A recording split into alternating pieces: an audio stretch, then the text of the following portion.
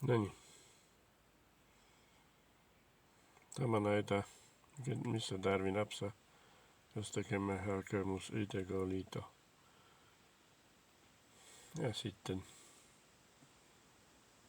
olen ollut töissä, että minut on otettu. Ensin napsaa, sitten missä tarvii. Lausunto tarvii laittaa. Tämä tarvii olen ollut napsaa. Kokonaan lomautettu, sitten ei mitään.